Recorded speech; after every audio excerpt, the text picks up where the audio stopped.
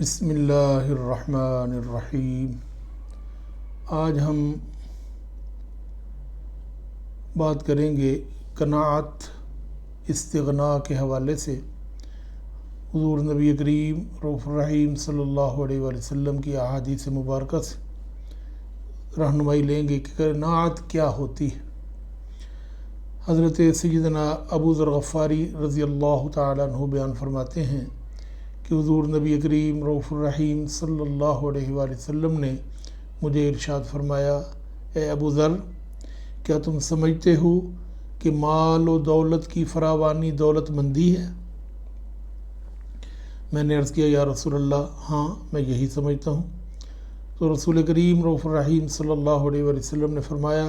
کیا تمہارا خیال ہے کہ مال و دولت کا کم ہونا فقیری ہے؟ میں نے عرض کیا، یا رسول اللہ، ایسے ہی ہے کہ جس کے پاس مال و دولت نہیں وہ فقیر ہے۔ تو پیارے نبی صلی اللہ علیہ وآلہ وسلم نے فرمایا، اصل دولت مندی تو دل کا غنی ہونا ہے، اور اصل فقیری دل کی فقیری ہے۔ یعنی اگر کسی کا دل غنی ہے تو پیسے نہ بھی ہوں تو وہ غنی ہے، وہ امیر ہے، اور اگر کسی کے پاس بہت پیسہ ہو لیکن وہ دل کا غنی نہیں ہے، دل کا فقیر ہے، تو وہ غنی نہیں، وہ فقیر ہے۔ اس لیے اللہ رب العزت نے جو کچھ بھی عطا فرمایا ہے اس پر ہمیں خوش رہنا ہے۔ اس حوالے سے ایک اور حدیث پاک سماعت فرمائیں۔ حضرت سہل بن سعد رضی اللہ تعالیٰ عنہ بیان فرماتے ہیں کہ حضرت سیدنا جبریل امین علی نبینا علیہ الصلوۃ والسلام حضور نبی کریم صلی اللہ علیہ وآلہ وسلم کی بارگاہ میں حاضر ہوئے اور کہا، اے محمد صلی اللہ علیہ وآلہ وسلم، جان لیجئے کہ مومن کی عظمت تہجد میں ہے،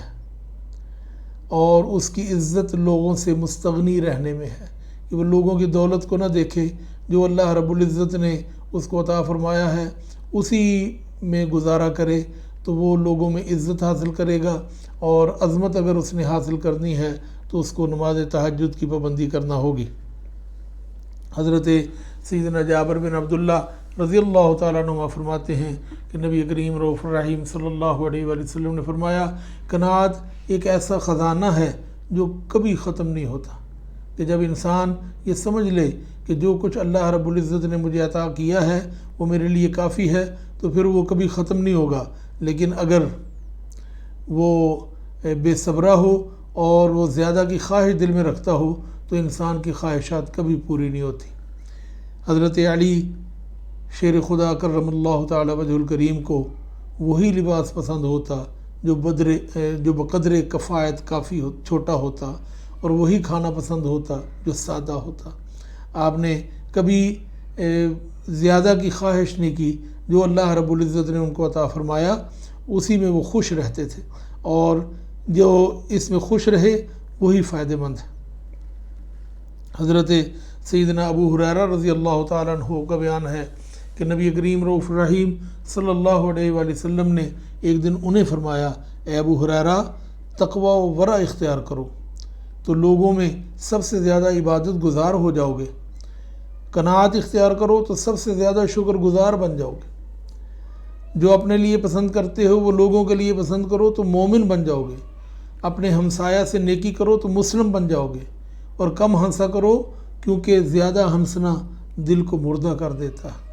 اللہ اکبر۔ ایک اور حدیث پاک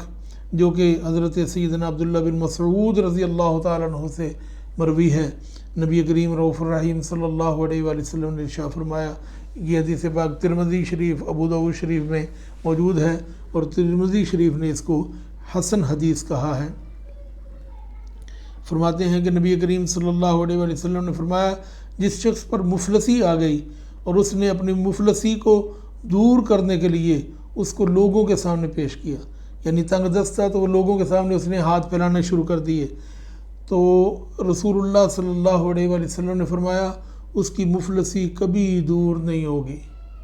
وہ کبھی دولت مند دوبارہ نہیں بن سکے گا۔ جو اپنی مفلسی کو لوگوں کے سامنے پیش کرتا ہے، لوگوں کے سامنے روتا ہے اور گڑ گڑاتا ہے، اور جس شخص نے اپنی مفلسی کو اللہ تعالیٰ کی خدمت میں پیش کیا تو اللہ تعالیٰ اسے جلد یا بدیر رزق عطا فرمائے گا، اللہ تعالیٰ اس کی وہ مفلسی دور کر دے گا، لیکن شرط یہ ہے کہ وہ اللہ کے سامنے گڑ گڑائے، نہ کہ بندوں کے سامنے۔ اسی طرح ایک اور حدیث پاک سماعت فرمائیں، حضرت سیدنا ثوبان رضی اللہ تعالیٰ عنہ اس کے راوی ہیں، وہ فرماتے ہیں کہ حضور نبی کریم صلی اللہ علیہ وآلہ وسلم نے فرمایا، جو شخص مجھے اس بات کی ضمانت دے دے کہ لوگوں سے کوئی چیز نہیں مانگے گا تو میں اسے جنت کی ضمانت دیتا ہوں۔ جو لوگوں کے سامنے سوال نہ کرے، جتنی مرضی مصیبت ہو، جتنی مرضی پریشانی ہو، جتنی مرضی تکلیف ہو، وہ لوگوں سے سوال نہ کرے، اس بات کی اگر ضمانت دے دے تو نبی کریم صلی اللہ علیہ وآلہ وسلم فرماتے ہیں میں اسے جنت کی ضمانت دوں گا۔ حضرت ثوبان نے عرض کی، یا رسول اللہ صلی اللہ علیہ وسلم، میں اس بات کی ضمانت دیتا ہوں کہ اس کے بعد میں کسی سے کچھ نہیں مانگوں گا، اور پھر آپ اس کے اوپر قائم بھی رہے اور جب تک زندہ رہے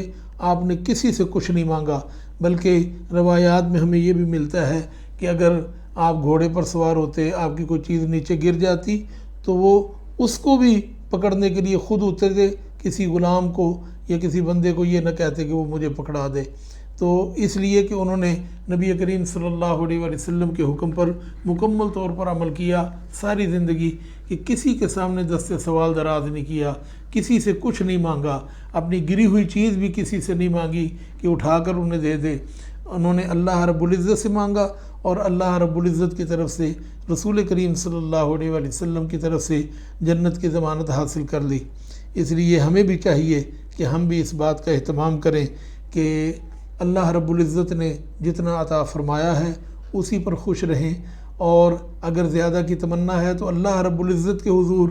اس کی التجا کریں، نہ کہ لوگوں کے سامنے ہاتھ پھیلاتے رہیں، اپنی مصیبتیں، اپنے دکھ، اپنی تکلیفیں اپنے رب کے سامنے پیش کریں۔ رب تعالیٰ بے شک جانتا ہے، لیکن وہ یہ بھی چاہتا ہے کہ اس کا بندہ خود التجا کرے۔ جب بندہ التجا کرتا ہے رب خوش ہوتا ہے اور اس کی مشکلیں اور پریشانیاں دور فرما دیتا ہے۔ اللہ تبارک و تعالیٰ ہمیں قناعت اختیار کرنے کی توفیق عطا فرمائے۔